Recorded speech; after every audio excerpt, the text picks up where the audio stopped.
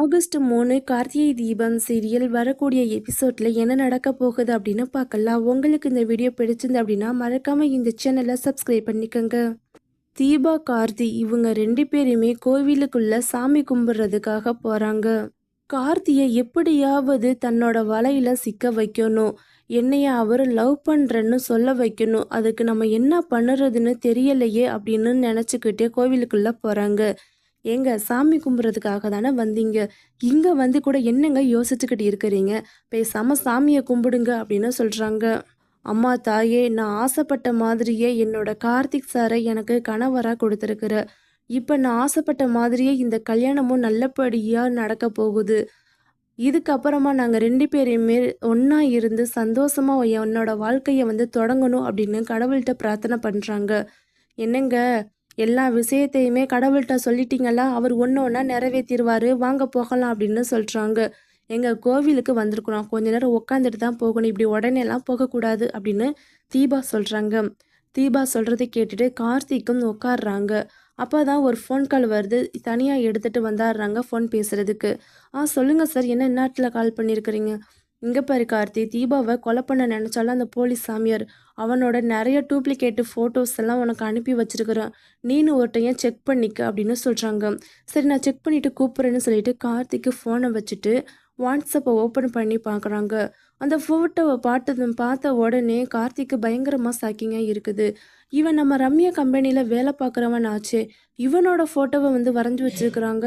ஒருவேளை தீபாவை கொலை பண்ண நினச்சதில் இவனுக்கு பங்கு இருக்குமோ அப்படின்னு யோசிச்சுக்கிட்டு இருக்கிறப்ப தான் கோவிலுடைய வாசல் படியில் அவன் தேங்காய் சாப்பிட்டுக்கிட்டு இருக்கிறத கார்த்திக் வந்து கவனிக்கிறாங்க. கார்த்திகை பார்த்த உடனே எந்திரிச்செல்லாம் ஓடாமல், என்ன சார், எதுக்காக என்னைக்கிட்டே வந்திருக்கிறீங்க, என்ன விஷயம் பேசணும் அப்படின்னு கேட்குறாங்க. நீ அந்த ரம்யாவுடைய கம்பெனியில் தான் வேலை பார்க்குற, ஆல்ரெடி போலீஸ் ஸ்டேஷனில் நம்ம மீட் பண்ணியிருக்கிறோம், உங்கள் வீட்டுக்கு வந்து கூட நான் மீட் பண்ணியிருக்கிறேன். ஆனால் திடீர்னு என்னடானா வேலை கேட்டு எங்கள் வீட்டுக்கே நீ வந்திருக்கிற. உன்கிட்ட முக்கியமான விஷயத்த நான் கேட்பேன், அதுக்கு ஒளிவு மறைவு இல்லாமல் நீ பதில் சொல்லிடணும். அப்படி இல்லைன்னா என்னோட ஆக்ஷனே வேறு மாதிரி இருக்கும், நீ பெரிய தண்டனை அனுபவிக்க வேண்டியது இருக்கும், போலீஸ் ஸ்டேஷனில் போயிட்டு காலத்துக்கு களி திங்கிற மாதிரி நான் பண்ணிடுவான் அப்படின்னு எல்லா பக்கத்துலேயுமே இருந்து பயங்கரமாக மிரட்டுறாங்க கார்த்திக்கு. கார்த்தி மிரட்டுறதை பார்த்துட்டு அந்த ரவுடி பையலும் ரொம்பவே வந்து பயந்து போகிறாங்க.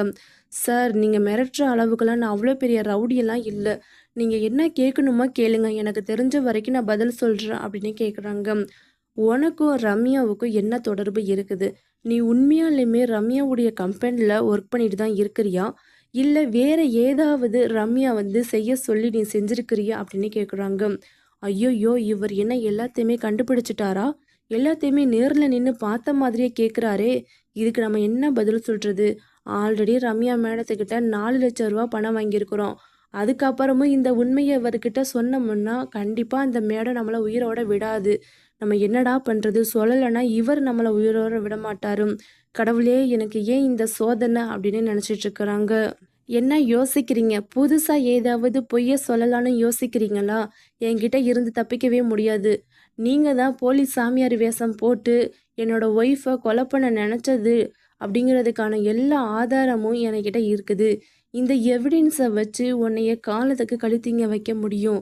ஏதோ நீ வந்து இப்போ வயிற்று பொழப்புக்காக எங்கள் வீட்லேயே வேலை தேடி வந்திருக்கிற, நீ உண்மையை சொல்லிட்டேன்னா கொஞ்சம் தண்டனை கூட உனக்கு கிடைக்காம என்னால் உன்னைய வந்து காப்பாற்ற முடியும்.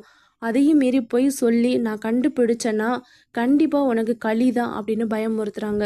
சார் சார், அந்த மாதிரிலாம் எதுவும் பண்ணிடாதீங்க, நானே 5-10க்கு வேலை பார்த்து என்னோட வயிற்றை கழுவிக்கிட்டு தெரியுறேன். அந்த ரம்யா மேடம் தான் உங்கள் ஒய்ஃபை வந்து கொலை பண்ணணும், அதுக்கு பூசாரி கெட்டப்பு போட்டு வர சொன்னாங்க. நானும் அந்த சாமியார் வேஷம் போட்டுக்கிட்டு வந்து ரம்யா மேடம் என்னென்ன பேச சொன்னாங்களோ அது அத்தனையுமே நான் உங்கள் ஒய்ஃபுக்கிட்ட பேசினேன். அவங்களும் உண்மையான சாமிஜி தான் வந்து சொல்கிறாங்க அப்படின்னு நினச்சிட்டு தான் இந்த பரிகாரத்தை வந்து செய்ய ஆரம்பித்தாங்க. எதுவாக இருந்தாலும் நீங்கள் ரம்யா மேடத்திட்டே கேட்டுருக்கங்க, அவங்க செய்ய சொன்னதுனால தான் நான் செஞ்சேன், தயவு செஞ்சு என்னை மன்னிச்சிடுங்க அப்படின்னு அவன் வந்து பயந்துக்கிட்டு அந்த போலீஸ் சாமியார் எல்லா உண்மையுமே கார்த்திக்கிட்ட சொல்லிடுறாங்க. இதுக்கு பின்னாடி இருக்கிறது ரம்யா அப்படிங்கிறத கண்டிப்பாக வந்து கார்த்திக் கண்டுபிடிச்சிட்டாங்க.